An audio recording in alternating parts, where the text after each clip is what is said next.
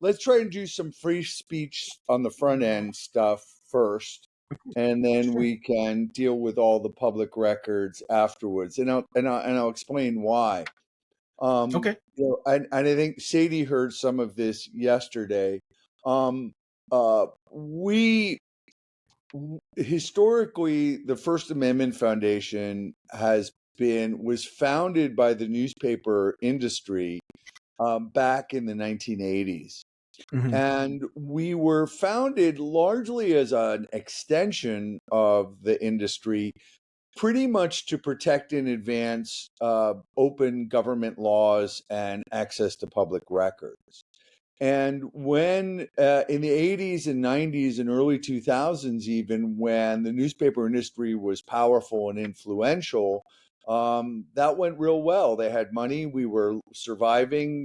They covered all our costs, and the mission was very clear.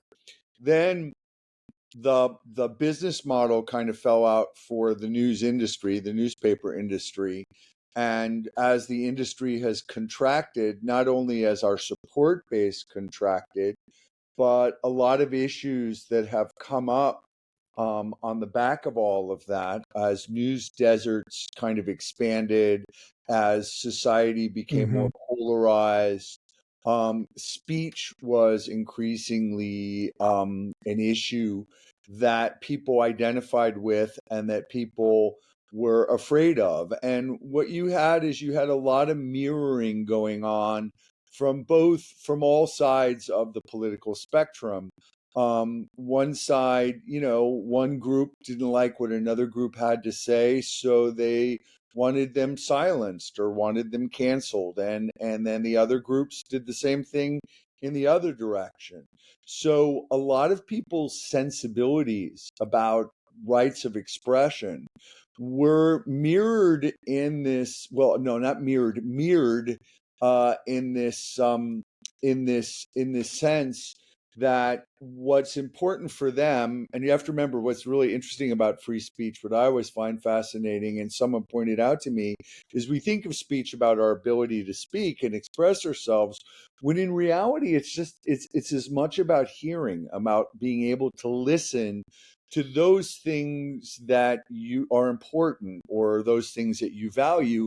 And if you think back to the early days of the country, people would go on a Sunday afternoon to their local park and listen to people get up literally on soapboxes and start to hold forth. And they weren't going there to engage them or to heckle them, although that did happen. Mostly they were going there to listen, and it would lead to discussions afterwards. And this concept of the marketplace of ideas develops really in these scenarios. So what ends up happening is people started becoming in the mid 2000s, in the early 2000s, and moving on as we've gotten to the point we are today, where they became very, very afraid that someone was going to take away their voice, and afraid that someone would take away what they wanted to listen to. At the same time, many of them had no qualms about trying to silence other people and take away what they wanted to hear. So of course it kept that cycle of fear and selfishness going. So what happened is, and this is where I'm getting to, public records, which and open government, which are really important. If you think about it as a stool, they're like three legs of a stool. You can't speak or even listen intelligently if you don't see government working and you don't have rights of public information. So we haven't abandoned that aspect of our mission. We're still engaged. And that was what Sadie was there yesterday during the discussion when we were talking about access to public records and that kind of thing. At the same time, in reality, public records are a hard sell to the public in general, because by and large most people don't intersect with them. The only time you ever really, if you're not a journalist or you're not like a local government citizen watchdog, and there are quite a few of those, but if you're not one of those two things, the only way you would ever get involved in public records is if you're a government employee and you feel you were unfairly fired, or all of a sudden you're facing a lawsuit, or you've gotten somehow entangled with bureaucracy or the law, and then all of a sudden you need information. It's a small subset of people that really have engagement with that. So while it's intellectually understandable to a lot of people, it's not emotive, it's not strong. The ability to express yourself and to listen to what you want is really what is now at the core of a lot of issues that are going on in the country, and a lot of feelings. I mean, so much so that if you look at what the former president Donald Trump, in his lawsuits, he's claiming it was his First Amendment rights that they're being reacting to. So this concept of speech and listening is really critical, not only to the zeitgeist and where people are today, but also into our own survival. Because if I were to have to raise money and get support off of public records, I will always be locked into a very small area, whereas people are much more responsive to rights of expression. Yeah, no, I completely agree. You know, I think it's interesting that you had pointed out how we had created this cycle of fear. Do you think that some of it may have been because we started consolidating a lot of the news groups, that we started uh, that there were larger companies buying up a lot of smaller newspapers and smaller media organizations? I think that's part of it, but I think the real reason is what we witnessed with the rise of the internet in particular, was the death of broadcasting. And by broadcasting, I mean literally the true meaning of the word. And, whether it's television, remember, once upon a time, Walter Cronkite's critique of the Vietnam War was enough to make the whole country stop and take notice. His emotional response to the assassination of President Kennedy crystallized the sentiment. Those days where you had that broad swath, that reach, kind of shrunk over time. Now, when you think about newspapers, you might be on the way to the back pages looking for your sports scores, or looking to see how your stock portfolio did if you were lucky enough to have one, and you'd trip across the news about a coup in Chile, and you'd say, wow, that, it happened. Now that you can cherry pick what you want to read and listen to, you screen out anything but that. So that what happens is, it well it, broadcasting dies, and in what is replaced by is narrowcasting. If you are only interested I used to say, like, playing the comb, or a kazoo, you can tailor all your information and all your news feeds to only tell you about that, and you would be completely removed from the rest of the world. And that's narrowcasting. That is the definition of narrowcasting. So people graze news because our attention spans have gotten shorter. That's a contributing factor.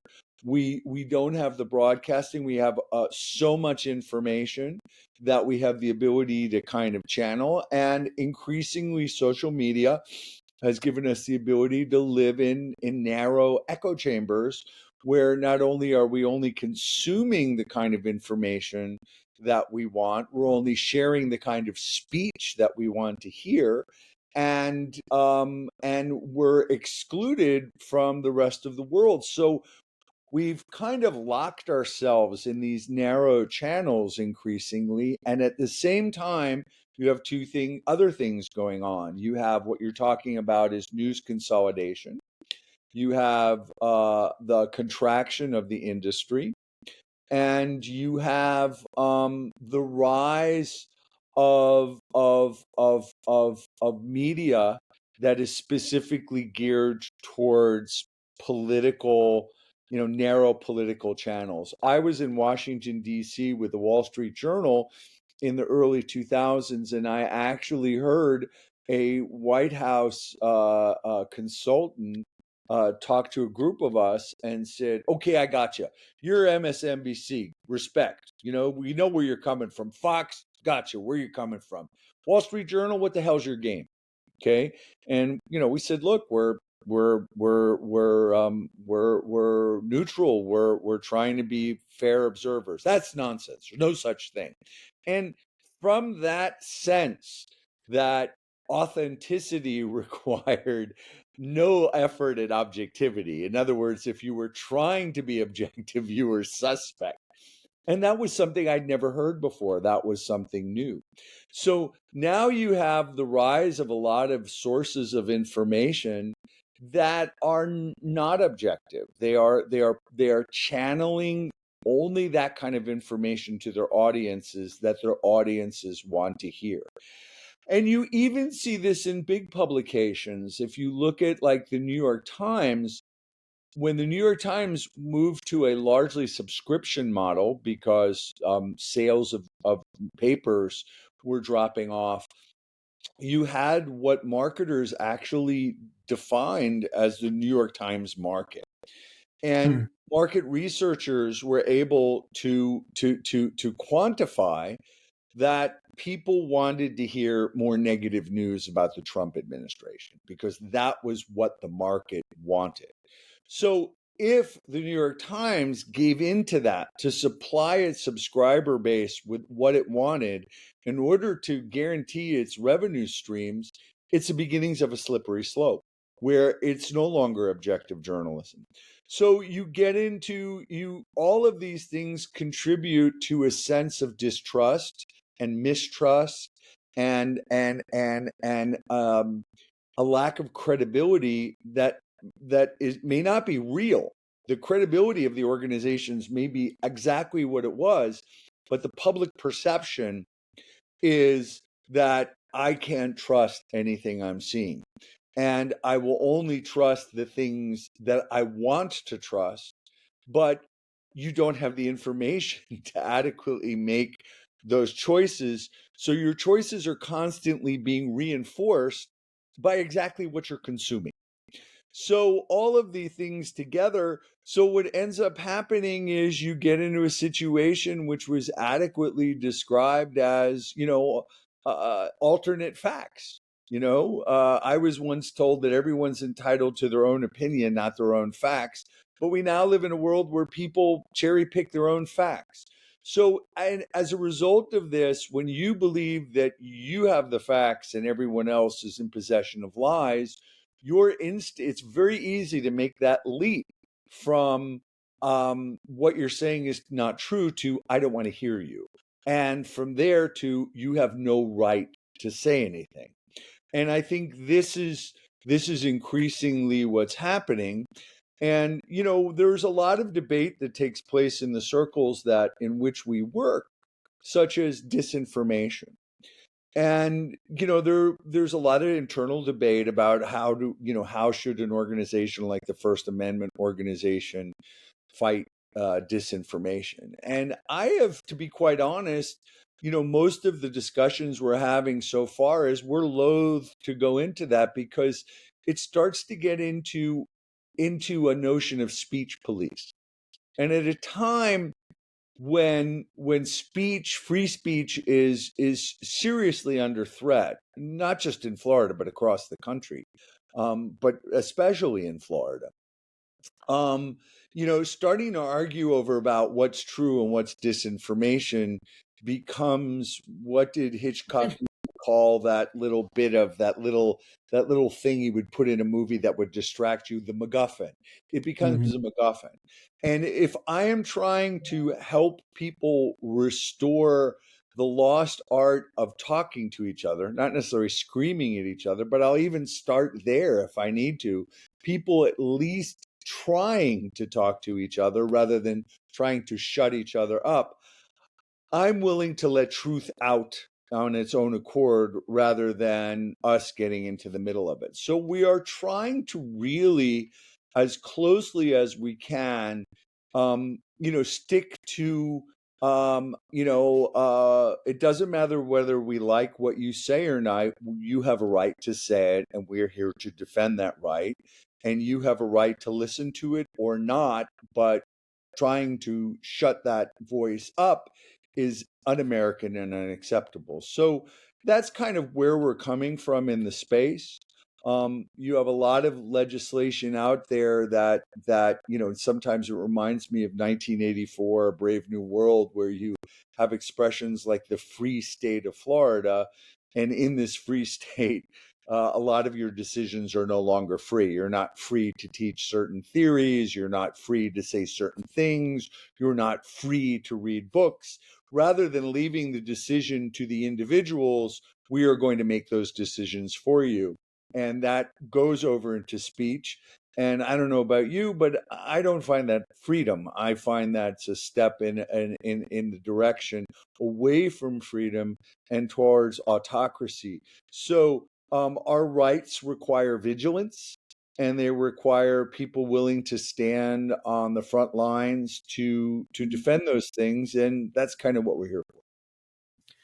You made so many good points. I There's so much to respond to in there. So as far as your mission statement goes, I'm reminded of I think it was the ACLU had a Jewish lawyer who went and defended a Nazi defendant in some case, defending his free speech rights. And a lot of people had questioned why he had done that or why he would do such a thing. And I think it was kind of the birth of the phrase that, I may not agree with what you're saying, but I will defend your right to do so. Right. Right, And I right. think you seem to have a very similar stance. Earlier you had mentioned something called narrowcasting. And I think you're absolutely right that we are given this opportunity to um, very, very tightly tailor our news media and our feed or whatever stream of information comes towards us to only include the things that we want. But I think that there's also an algorithm that's being written by a lot of social media sites that are doing that tailoring for us, and we're not even aware that it's happening. And So so there's this kind of active thing that we're doing to ourselves, but there's also this kind of behind the scenes subversive thing that's happening to us, and we don't even realize it. right. Confirmational bias, wanting to confirm your own, worldview is a very strong thing. And yes, as the market kinds of makes itself, makes that clear, and they see the way to monetize that, of course, they're trying to game that. But at the same time, I don't want to, while that's absolutely true, I don't want to remove personal responsibility from this. And I'll give you an example.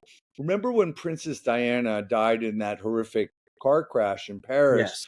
when she was being chased by the paparazzi, and Hmm. people immediately blamed, well, the media. The media was responsible for that. And there's a really important fact that people didn't recognize, that if they weren't buying the magazines that had all the pictures of Princess Diana on the front cover when they were in the checkout line, the paparazzi would have never taken those pictures. Yeah. So there is an element of a chicken and egg here thing. Are those algorithms existing because these media companies on their own decided to create these new markets, or was it a response to our own behavior? My feeling is our own behavior drove it, and now we're in a spiral, a cycle in which it's hard to break free of, precisely because people remind me of those experiments with rats when they put these electrodes on its head.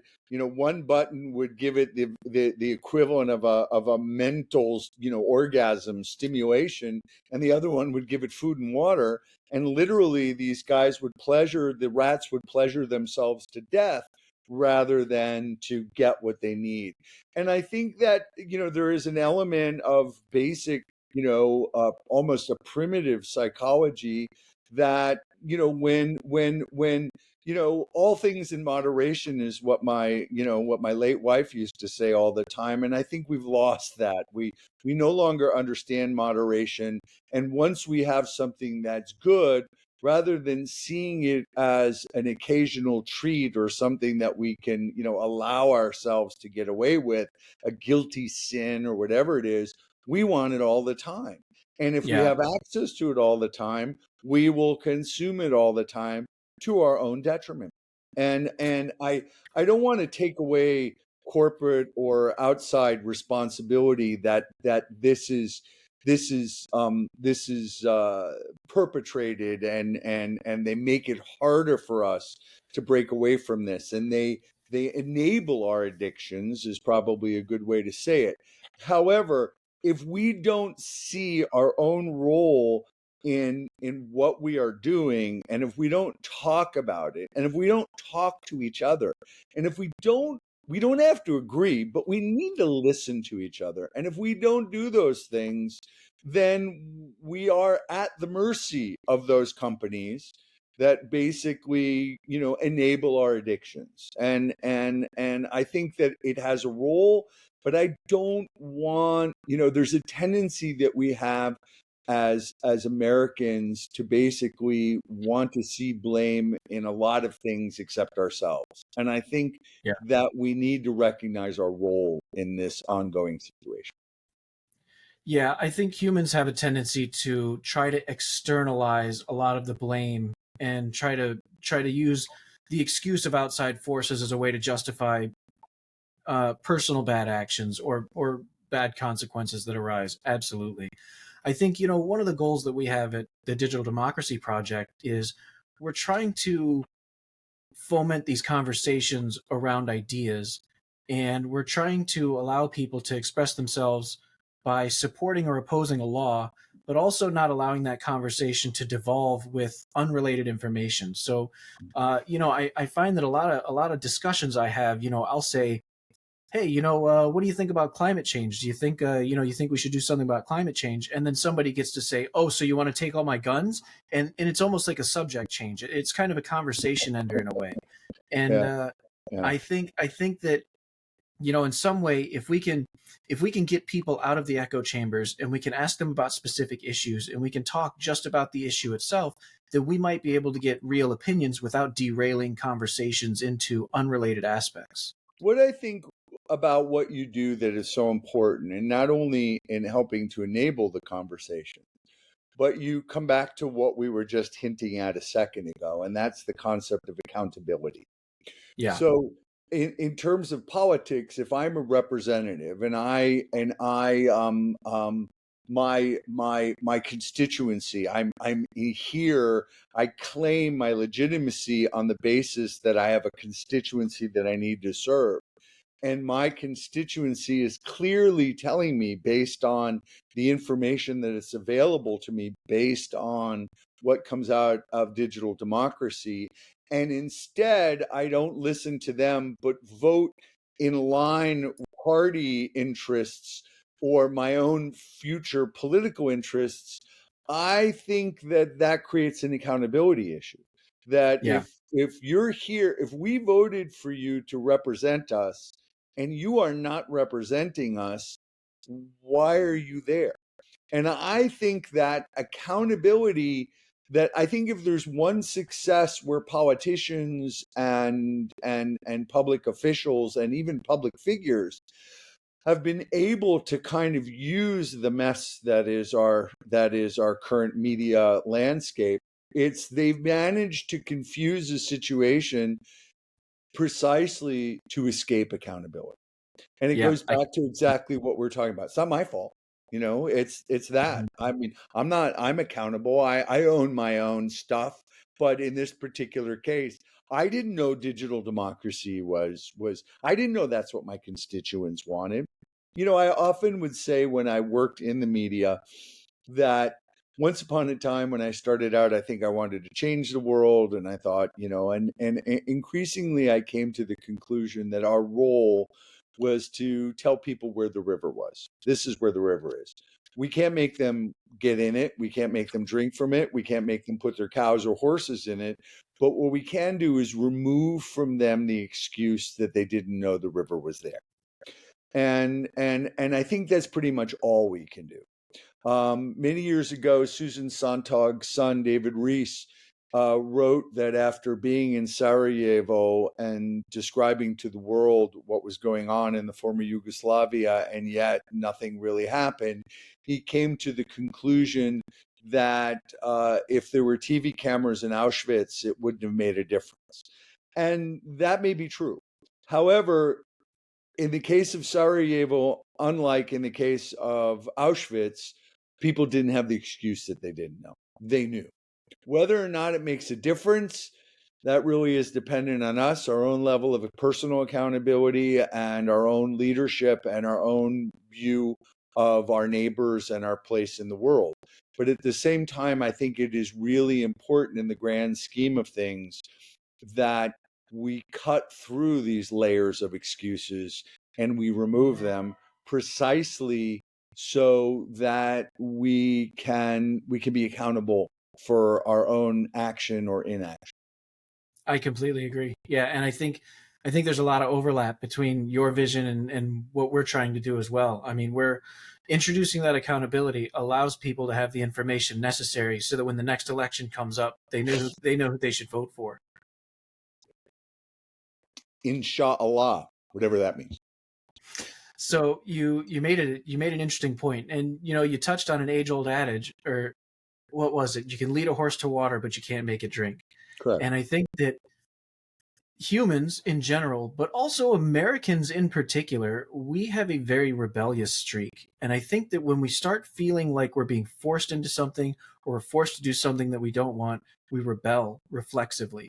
And I think that we've kind of realized that too. We're not here to force people to think a certain way. What we want is we want to give them as much real information as we can possibly give them, and we trust the people to make the decisions, right? We think that most people are going to do the right thing most of the time, as long as they know what the stakes are and they know what's actually happening. That's the hope. That really is a hope. My wife and I have a running joke now, of course, from when we were teenagers, about you're not the boss of me. And it's always, would you take out the garbage? You're not the boss of me.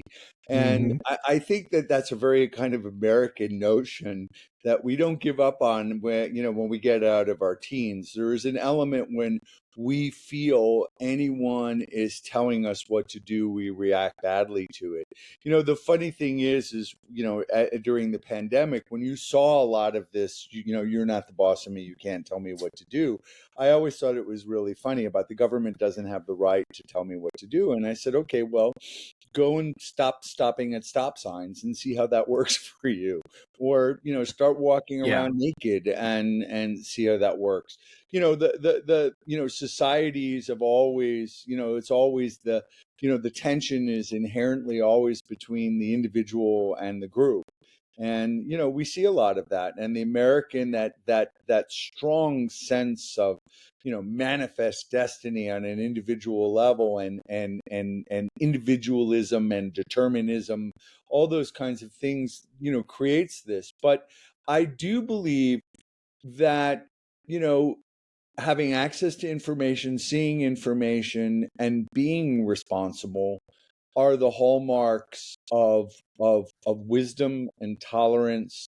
And life for me comes down, really, the older I get and the more I think about it, it really is a serenity prayer. It really is Yeah. recognizing those things that you can change and those things you can't, and accepting And the wisdom. one and changing the other, and having enough to know the difference. And I think that's really what we're all trying to do, is help people know the difference. Yeah, And you're and 100% correct. and we're only going to be as successful as people want to understand that. So I think that it can be very difficult because I think that the wisdom to know the difference part comes with experience. And I think that there's a phrase that I had heard a while back. It was that youth is wasted on the young, Hmm. right? And there are a lot of young people who see a lot of problems and they're very motivated to fix them. And so they kind of make very reflexive choices. They do high risk, high reward actions. They kind of jump in with both feet without thinking sometimes. And as you get older, you kind of realize, well, maybe you can't force things that way. Maybe it doesn't work that way. Let's take a second. Let's take a second and think about this. Let's think this through. And I think information is easier to impart than wisdom is. And so in a nation of people that have absolute freedom, uh, giving them information may not be enough. What do you think would be a good way to impart wisdom?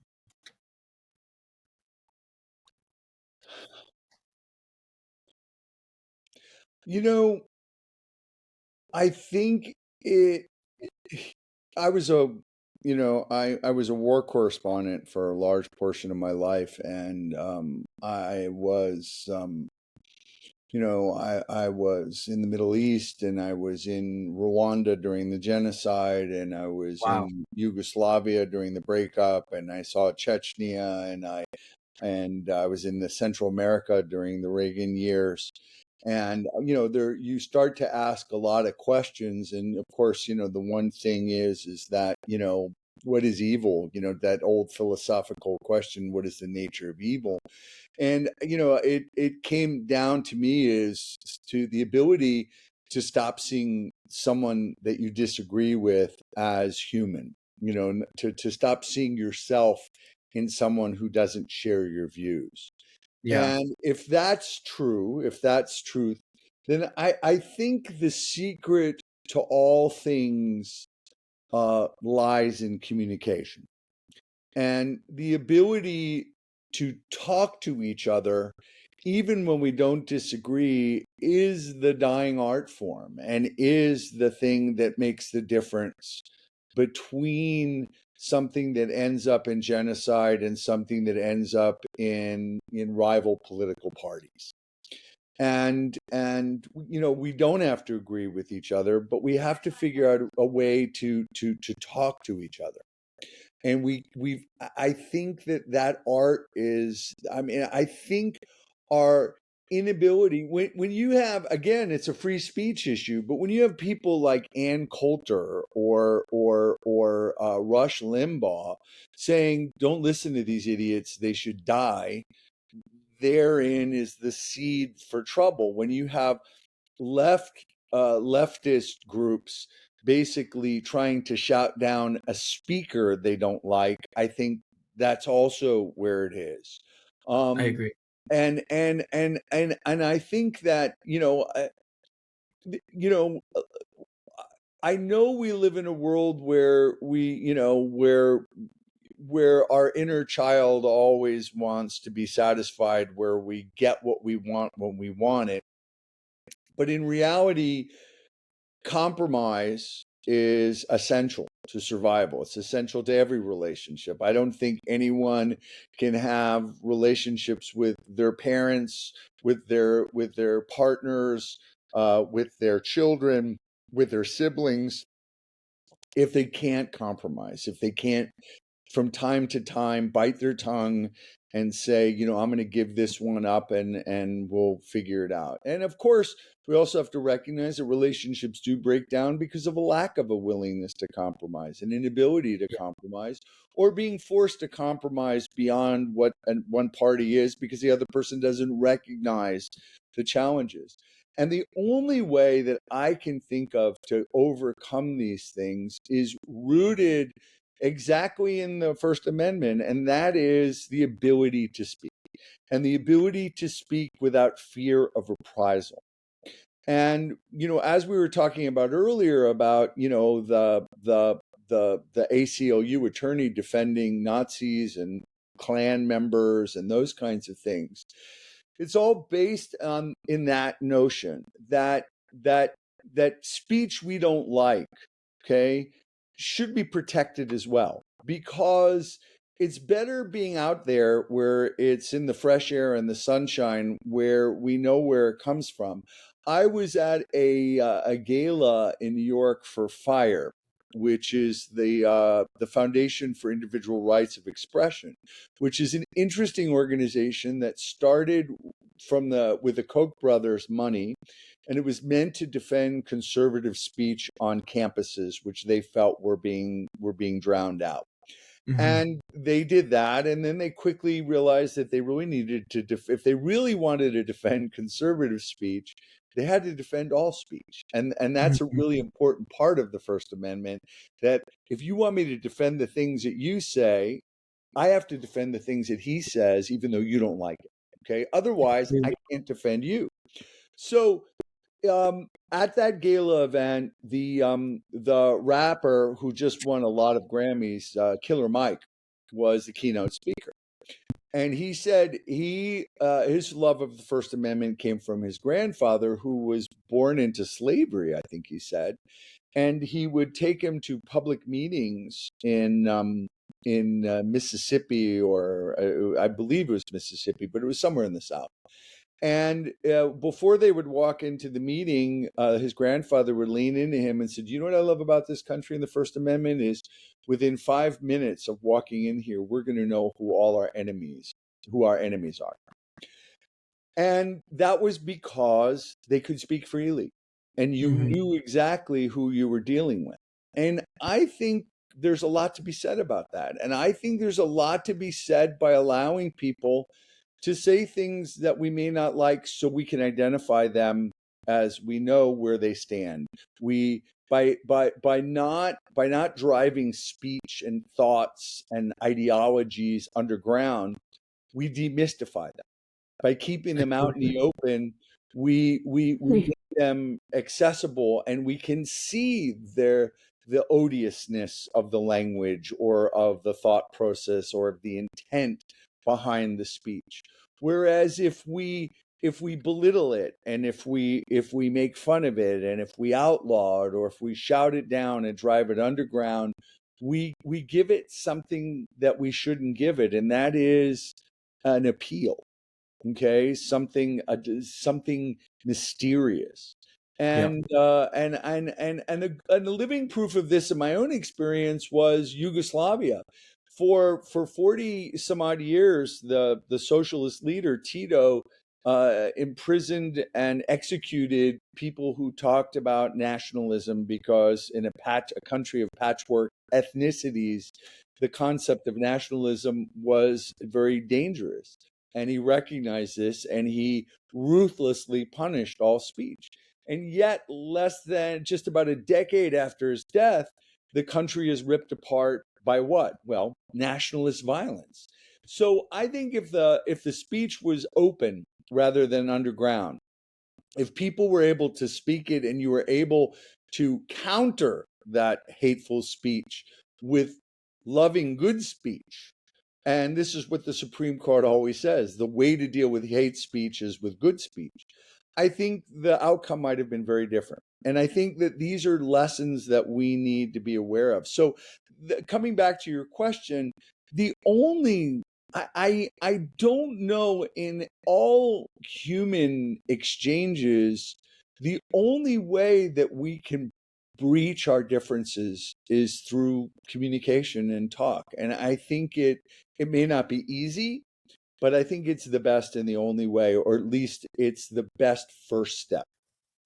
So you made some really good points. One of them I want to touch on. You had talked about dehumanization, essentially.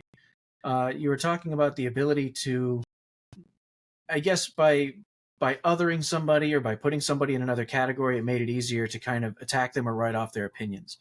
And I think that we don't necessarily dehumanize all the time, but I think that we do a version of that when we start to use labels. So when we label somebody a they are part of this group, therefore this group shouldn't be listened to, therefore they shouldn't be this person shouldn't be listened to because they're part of that group. I think that's one of the big issues that we're having with the inability to have the conversation. And you had also made the point that Killer Mike made that uh, because people aren't afraid to say what they believe, you can identify who your enemies are. And I think if we take step away from such an extreme measure. I think that it's important to understand what people believe and why they have come to believe it in order to be able to formulate a good argument against it and in order to be able to change people's minds. But if Correct. I can't identify what you believe and I can't identify how you've come to that conclusion, there's no way for me to formulate a good counter to that thought process. And so what it does is it seems to almost stop the ability to change people's minds, and it sort of essentializes people into the group that they already exist in. Correct. It almost it takes away the ability to change or to change your mind. I think that's 100% correct, and I think that what ends up happening. Look, if you want to, you are never going to change anyone's mind if they don't feel at least heard. You may not have to agree with them, but you could say, I hear what you're saying. But sometimes it doesn't take much, really. Like, you know, Christian, fundamentalists, devout Christians don't like being labeled. And whenever they are labeled, they become very defensive. Yet they don't have any problem labeling others. And sometimes when you draw this distinction for them and say, well, do you like when that happens? They start to recognize. Now, let me in the state of Florida, we, for two legislative sessions, we were facing attempts to rewrite constitutional law, or in this case, landmark Supreme Court decisions around the issue of defamation. Mm-hmm. Why the legal definition of defamation becomes important is because defamation lawsuits have been used in the past until 1964, when the Supreme Court came out with this landmark case known as the New York Times v. Sullivan.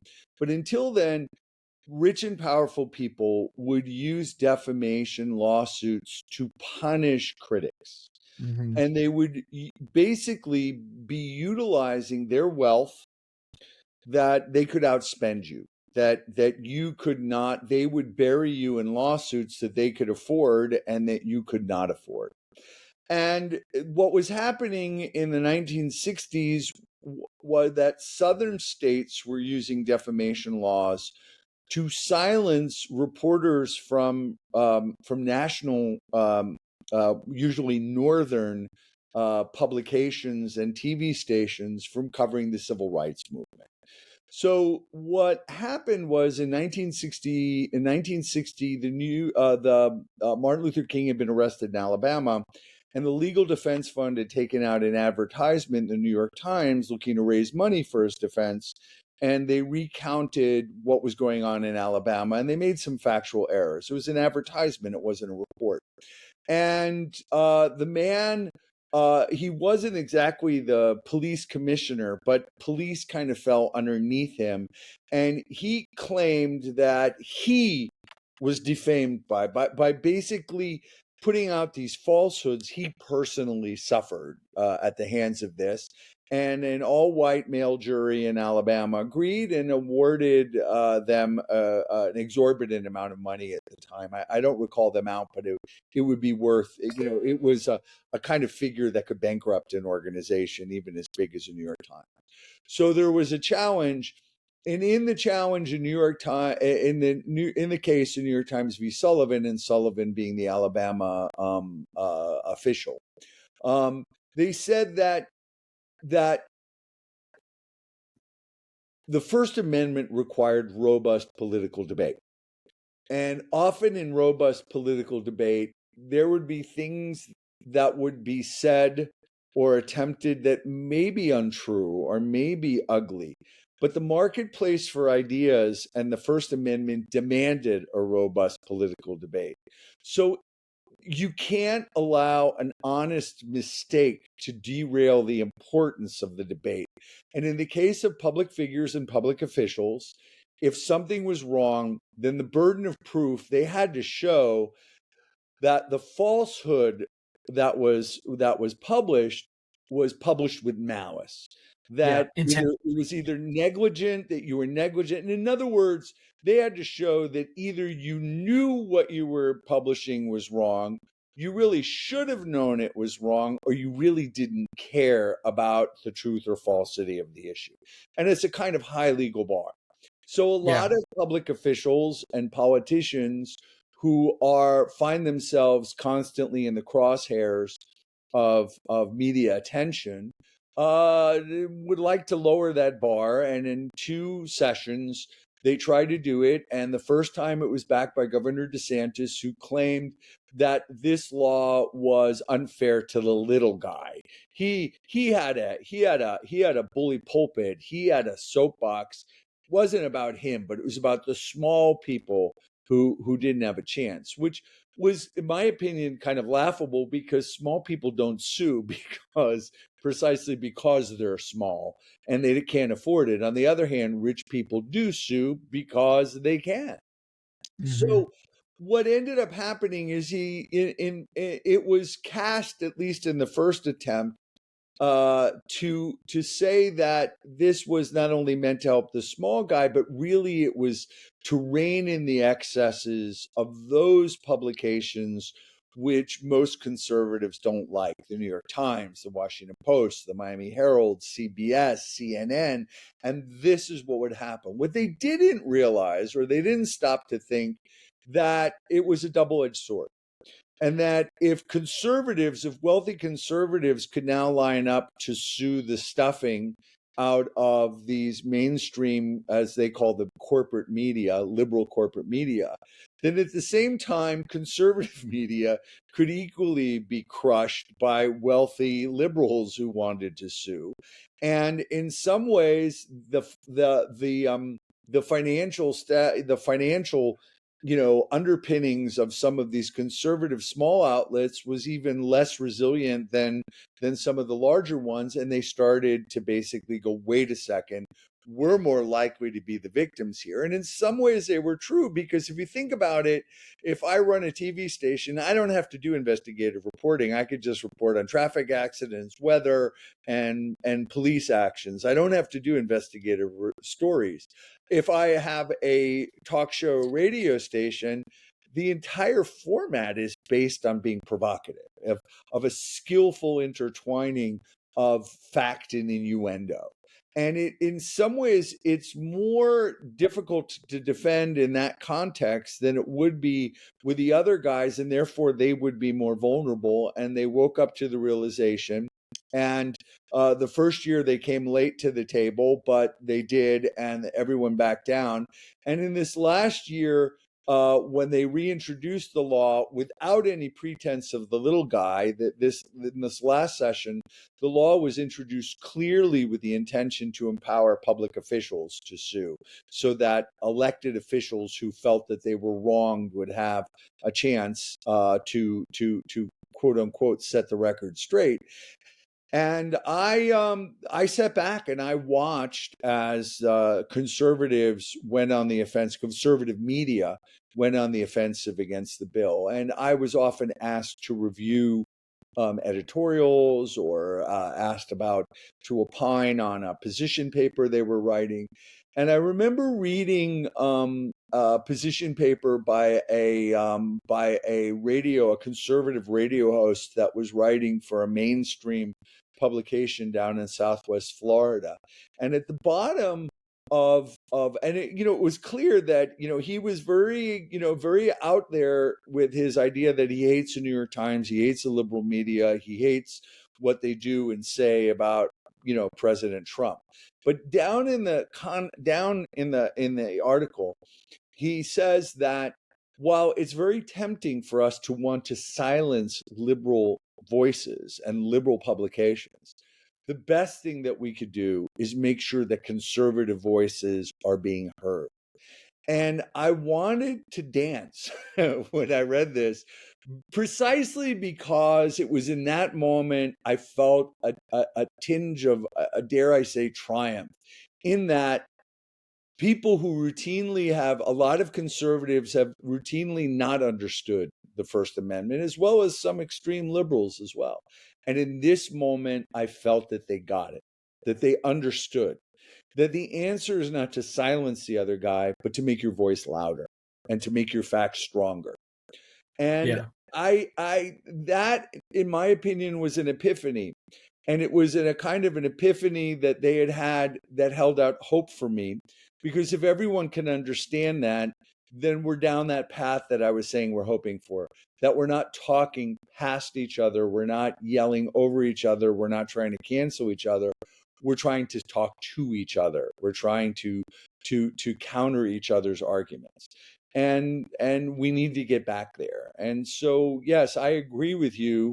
Um, and I think these kinds of things, I think the more you delve into this and the more people understand those first 45 words, I think the more that people have a chance of getting it. And I think it's better for us as a society and as a democratic country. So I think it's interesting that you pointed out that you felt almost a sense of validation whenever they eventually came back to the realization of the earlier point that you had made, that it's a losing battle to try and draw an arbitrary line, silence some people over there while still expecting to have your speech heard, and that the best thing we can do is we can allow everybody to speak, and we can have an even and equal conversation, and then see who comes out on top on the merits. And Right. I think that's something that we are definitely missing in today's society. I think that we suffer from a lot of confirmation bias, and we need to get back in the space where we can speak to each other. We need to stop otherizing and labeling each other, and we need to basically allow our arguments to stand on the merits instead of on what team we're on or what group we're in. And this allows us to segue into the point that we first were discussing about the concept of access to watching government, how seeing how government sausage is made, and also access to government information. And I think the old adage about justice not only has to be done, but it has to be seen to be done. And that notion of that public concept of watching it is the same that applies, I think, to all government. And I think a lot of government officials, because of our polarization, because of all the previous issues we talked about, there's almost a desire to in that same notion to spoon feed or to channel only the information that the public officials find serve them. Let that out, and everything else should take place behind closed doors. That business deals that could benefit individuals should not take place out in the public. After all, I was elected. Why shouldn't I benefit? Why shouldn't I, benefit from this? And I think that as we get more polarized and as regions of the country become virtual fiefs of one party or the other, when there's no competition, when you don't have an honest, the marketplace of ideas is dominated by only one set of ideas, that it becomes increasingly more likely that the party in charge sees electoral victories as their opportunity to see them as spoils of war, and that they're entitled to take what they can. And therefore, there's a lot of effort that we see going on, where once upon a time Florida had the most expansive public record access laws in the country, when our sunshine laws were the envy of the other 49 states. And that the notion of government in the sunshine was an important component to not just democracy, which it is, but also to enable smarter free speech. And Mm, increasingly, we are seeing in Florida every year new exemptions. There are almost 1,200 exemptions now on the books to our record laws. And remember, Florida is a rarity in the country in that it is the constitutional right of Floridians. So the state constitution grants Floridians access to public information. And that over the years, that information has been slowly, it's dying by 1,000 cuts. Each it's being additional eroded. is an erosion, correct? And so there is another fight going on, not only in terms of our ability to speak, but also our ability to know what government does and to be able to know what government does without a fight. Right now in the state of Florida, if you apply for a public record and you are denied unfairly, and this is happening pretty regularly, you have no choice but, we get back to what we were talking about with lawsuits a second ago, you have to sue. Most people can't sue. And a lot of politicians, a lot of city municipalities and councils and county commissions and school boards and other boards are fully aware of the fact that the information being asked for is inconvenient, that if it gets out, it could cause trouble, so they just won't release it. And that if you don't like it, sue us. And often they know that in the vast majority of cases, people can't sue.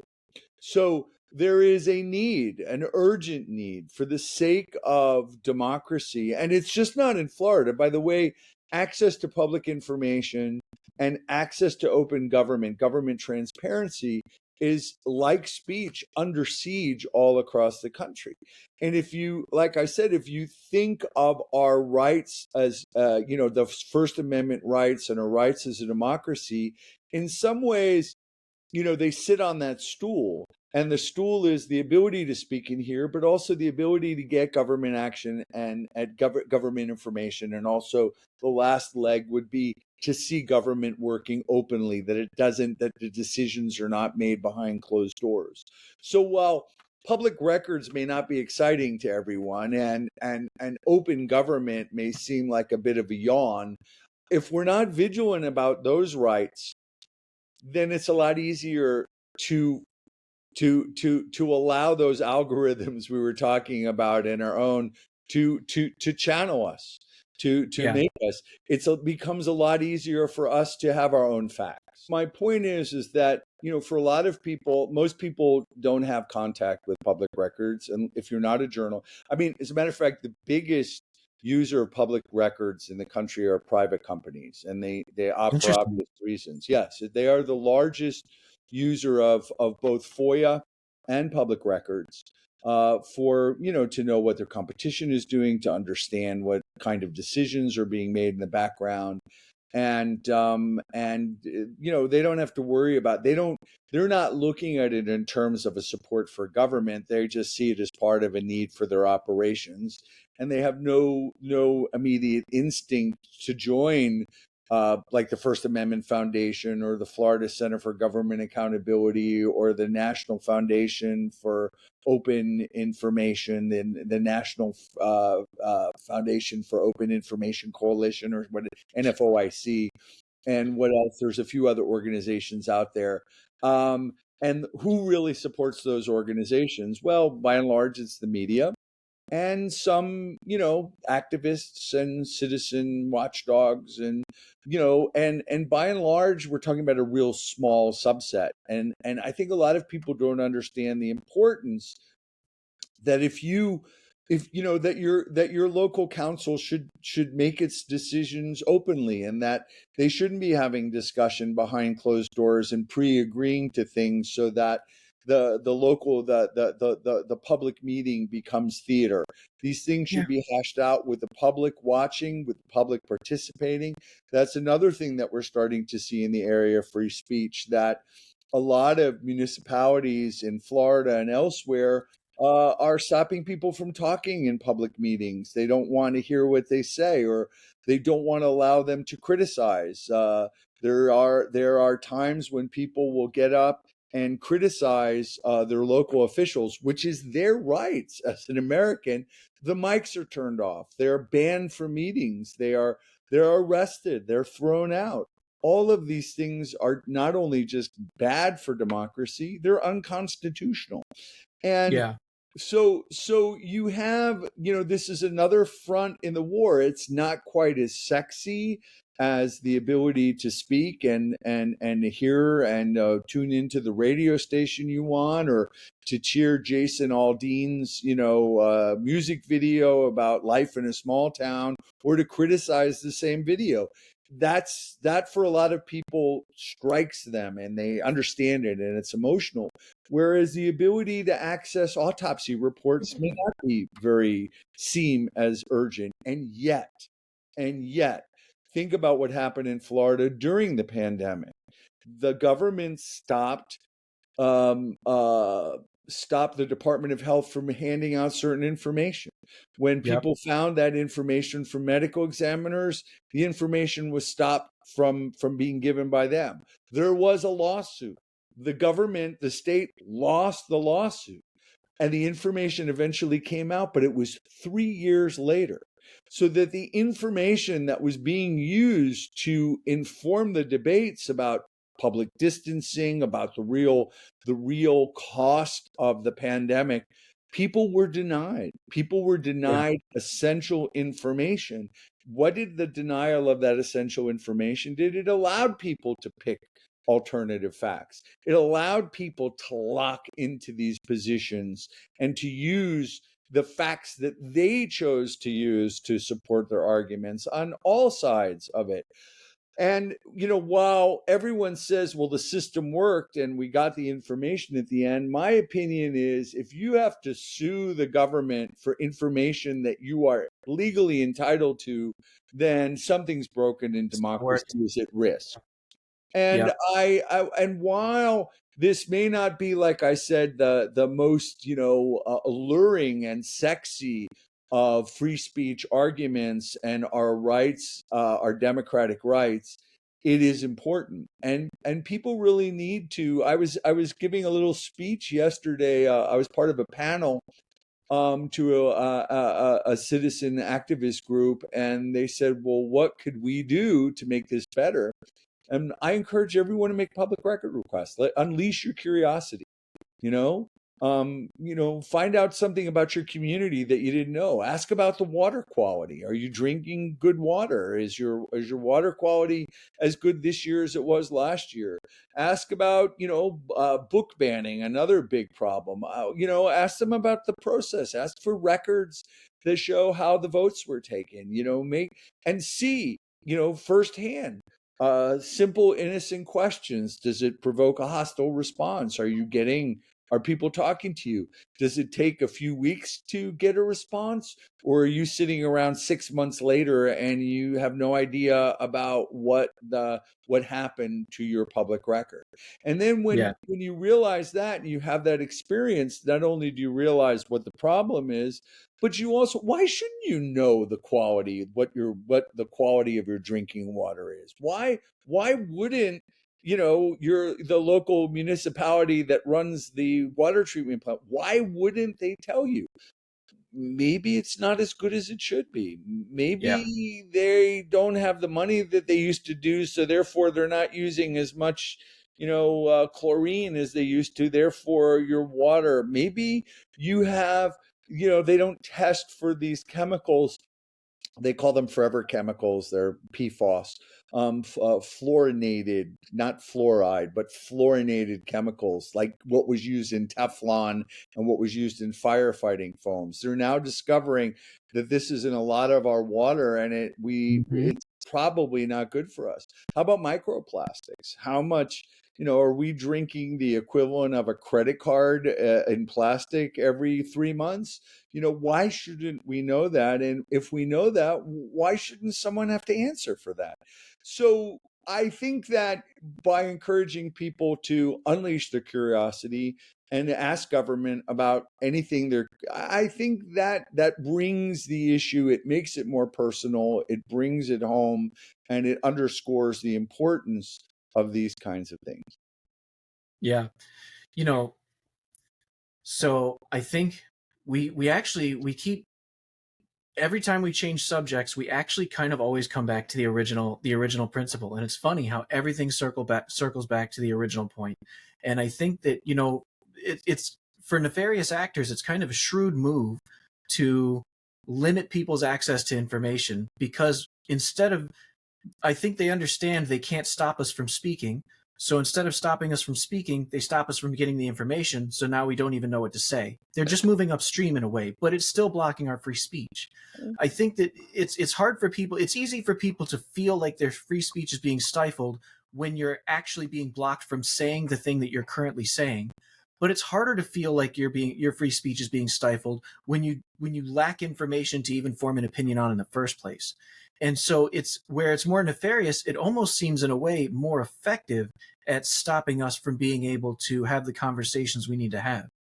Right. Well, I mean, what actually both are going on at the same time. What you're often having is um, uh, this, this group over here with their limited information, they're allowed to speak.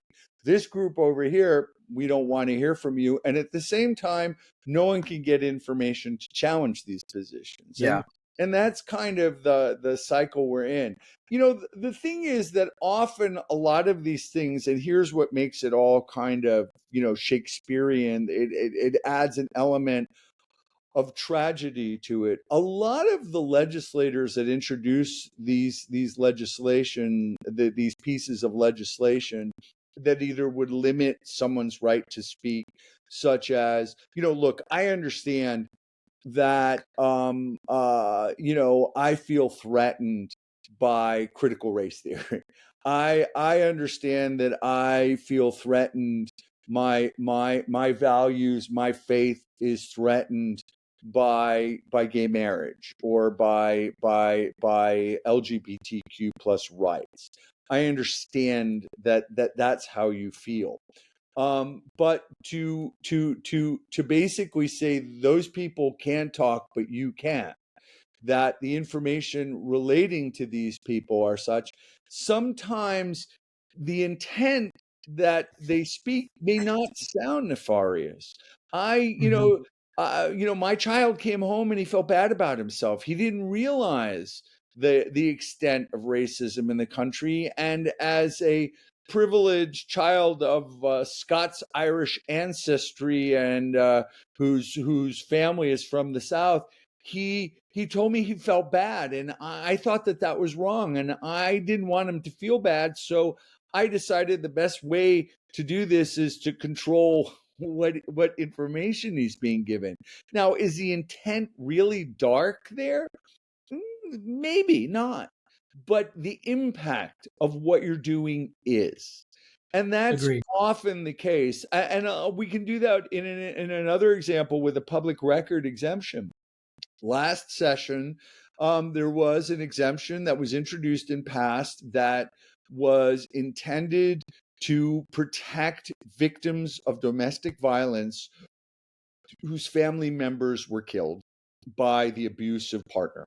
The and what it did was it said that autopsies of children, of minors killed in cases of domestic violence, were exempt from public record disclosure because there had been some cases where survivors, particularly women whose children were murdered, only learned about the extent of what their children went through from stories that were based on the autopsy reports.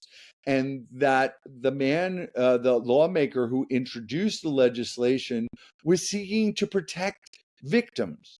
And on the face of it, it was hard to argue that these women were not traumatized by the information.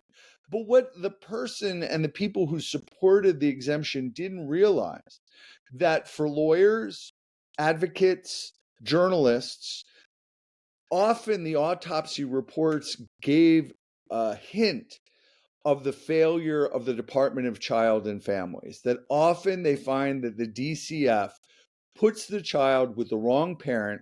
They have the information coming from doctors of broken arms, of bruises, of all the things that lead up to the before the crime, the terminal crime is committed, and they ignored it. They chose to ignore it. So therefore, that level of accountability is swept under the rug. And I am sure that's not what the legislative intent was, to cover up for the DCF. But in reality, that's what it did. Mm. So the problem is that, sometimes a lot of these things, I err on the caution, I err on the side that I think you really need to demonstrate a problem before you exempt information from the public. I think you really need to show public benefit versus public loss. Because right now, all they have to do is talk about public benefit. But you also have to Yeah, look at the flip side. I see what withholding this. I understand the benefit you're saying would happen by withholding this information, but what could be lost by doing that? And the debate doesn't include that right now.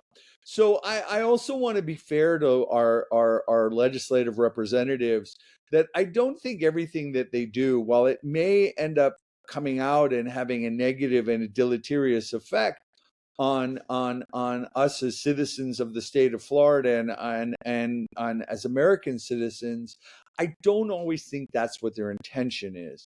But I do think that acts of omission can be just as bad of acts as commission, and it's the responsibility of legislators to truly understand what they're trying to do. And more often than not, all they care about is a quick soundbite and headline, and that's where often a lot of problems start. Yeah, I had heard something the other day. It said that selective transparency is no transparency at all. Yeah, correct. And I I think that 100%. I think that there's a way to release some truth that could heavily skew what you think is happening, and without getting the whole picture, you can't really know what the actual truth is.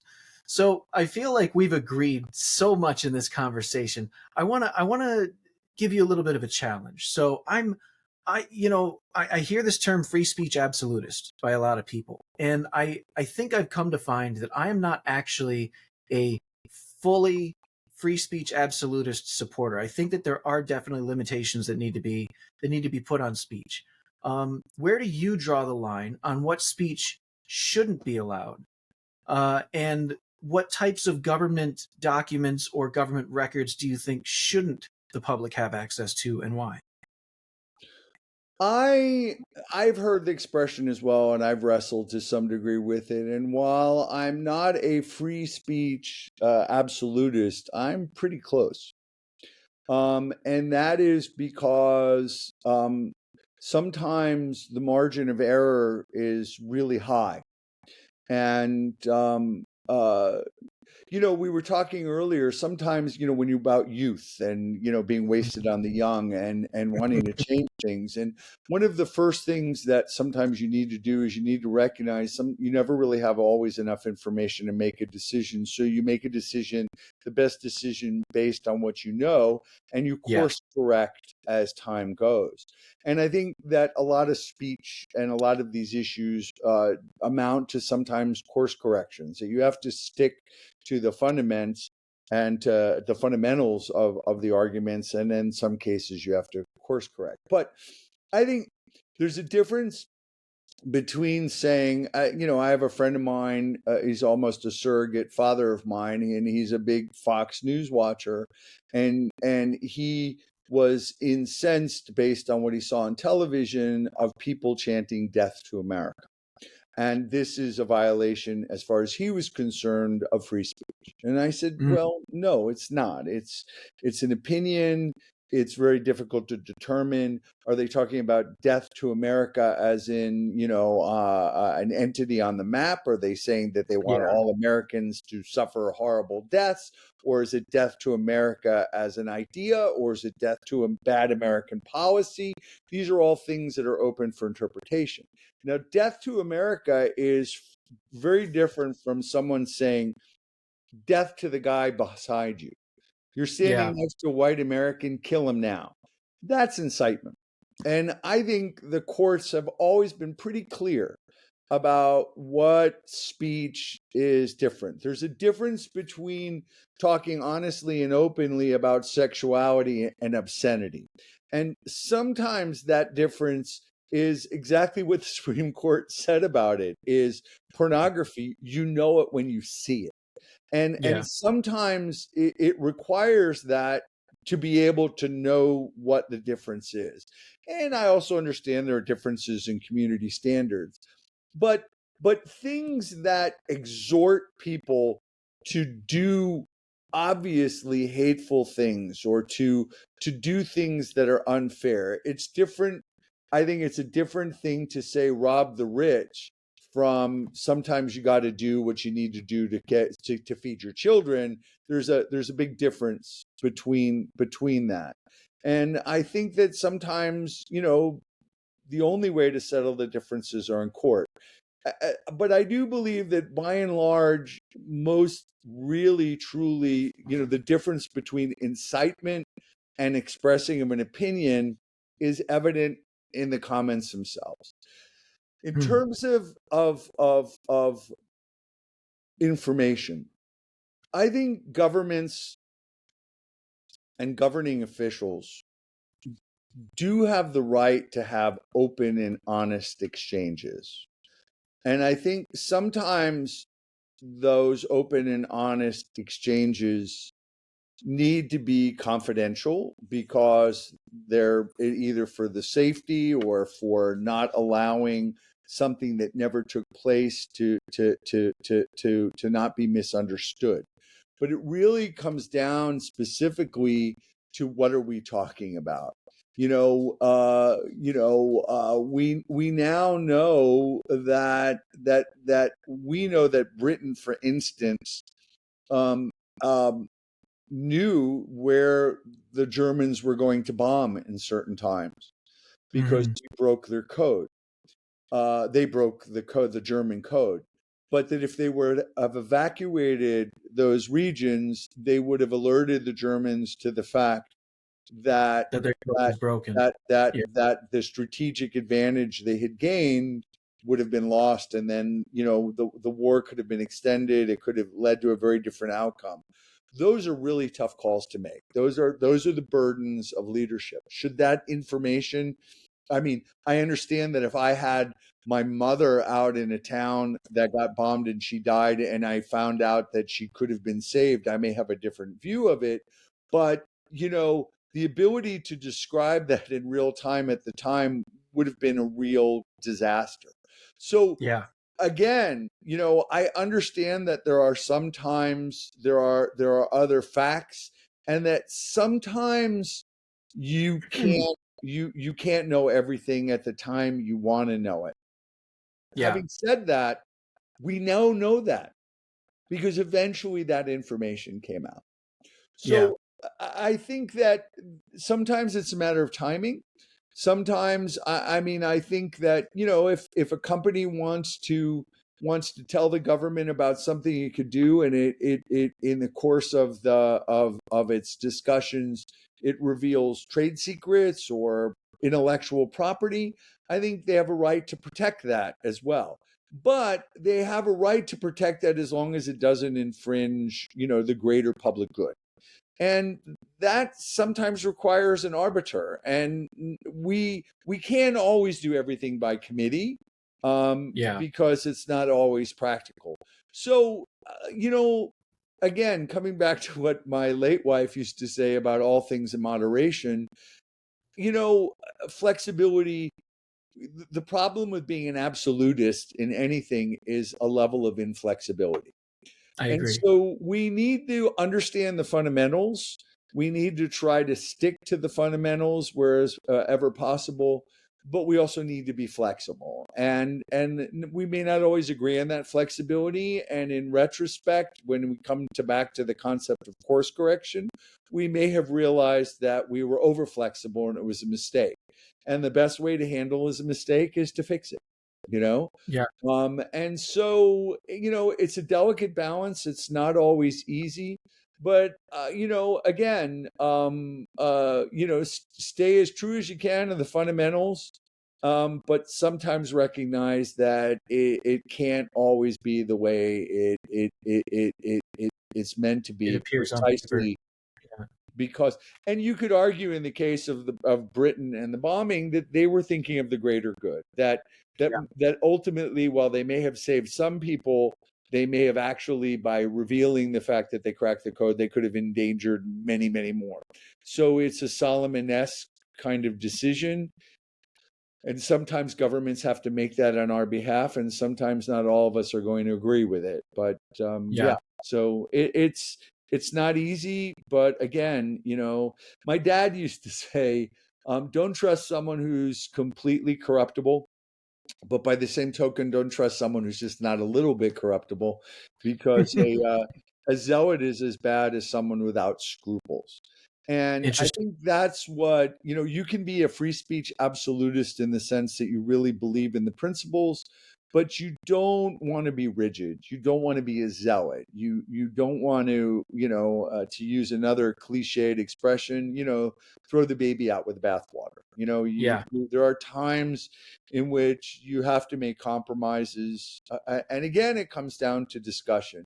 And just because something's there's a lot about our system that I do like, that a lot of records that are kept secret, eventually scholars have a right to see them. And I yeah. think that's important too, because it enables us to look at the excesses of the past and make sure that we don't repeat We're not them. repeating the same mistakes. Yeah, Right. absolutely. So it sounds like, in the broadest strokes, you feel like a lot of the Supreme Court decisions kind of really got it right then. You think we drew the lines that we have drawn for the most part at a 30,000 foot view seem to be pretty on point. I think I think that their deliberations were more often than not really good. you know Yeah, and we know that they've made mistakes. They made mistakes with with slavery, with prohibition. I think yeah, we'll come back to eventually look at some of our recent decisions as overactive course corrections. But it's a deliberative process. It's like what we have to be careful of, and what when we argue we have to make careful of, that we're not looking at static snapshots. yeah, And holding up that snapshot is more than exactly what it is, which is a snapshot. And you have to yeah. take a lot of things into consideration, and that requires maturity. It requires patience Wisdom. and I think. wisdom, and humans don't always always Well, employ those. I think you make a really good point, because I think what treating things as a snapshot does is it allows us to essentialize things. It allows us to say, well, this is now a thing, and now I can make a judgment about it as a whole. And I think that we lack the perspective to see everything as a process. And I think that if we could start viewing things more as a process, we would be able to recognize that, yes, mistakes can be made along the way. They can also be corrected along the way, and then we can eventually come to the product that everybody agrees with, or the best product that could be produced. We also, there's all kinds of other little things that contribute to this as well. We grow up in we grow up in a society in which failure is punished and success Mm, is always rewarded.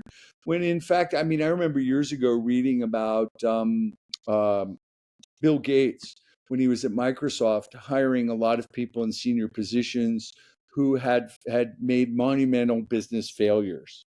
And he hmm was asked, "Why are you hiring these failed people?" And he said, "Because failure is an important teacher. Yes, They know what they did wrong, and we need that experience, of understanding." And I think we need to also, there we have this, people. I live on the space coast of Florida, real close to Cape Canaveral. And people tell me about in the early days of the of NASA in the '60s, how they were blowing stuff up all the time. They'd launch something and it would be this brilliant catastrophic explosion, and the engineers would come rushing out and going, "That was so cool! How do we do it next time without that happening?" And it went from that willingness to understand and learn from failure to where NASA is today, that any hmm mess up involves not only shutting everything down, but also demanding scalps. And yeah, I think that what that does is that approach limits our willingness to take chances, limits our willingness to push the envelopes, to kind of reach beyond our grasp. And the only way we really progress is by being willing to to make mistakes. make mistakes. And Yeah, sometimes those mistakes are exactly in this arena we're talking about. Sometimes hmm it's bad policy decisions that affect that. And making those decisions is not the crime. The crime is making those decisions, seeing the harm that they do, and then doing nothing. Yeah. And that's where I think most of where I think that's what we're seeing a lot of. We're seeing books in the state challenged and being removed from school shelves based on one single challenge. And we don't see a real honest process going, that was going overboard. That was wrong. That instead we don't want to do that. No one wants to be embarrassed. Everyone wants to stand firm in their decisions. They want to look strong. And in Hmm. reality, that willingness to basically go, maybe we overstepped our boundaries, prevents is another threat to democracy, and it creates bad government. It's interesting because when you phrase it that way, it kind of makes me think that this incessant need to appear as if you've never been wrong and as if you're always right, it Mm, almost leads you to needing to hide information, or it leads you to wanting to silence speech. And you earlier you were talking about failure, and I'm reminded of an old adage. It was failure is the best teacher. And I think that through the scientific method, throughout human history, we tend to fail over and over and over again until we fail to fail and we find the right answer. That right. seems to be kind of the human condition at some levels. So we need to be allowed to fail. A good general is a general that wins campaigns, and a great general is a general who lost a few and basically learned from them. What you guys are doing is outstanding. I think that the Digital Democracy Project is important for democracy, and the value of what you're doing is why we wanted to be part of what you were doing. So I want to make it clear that I'm speaking to you somewhat a little bit as a not exactly a client in the sense that we weren't paying you, but as a partner in helping you test this and to work it out and to use it for good purposes. And I'm grateful to what you're doing, and my dog's head's in the way, and how you're doing it. So I just want to make sure that you know that, and that you have the opportunity to tell other people that as you're promoting this, that it's a great product.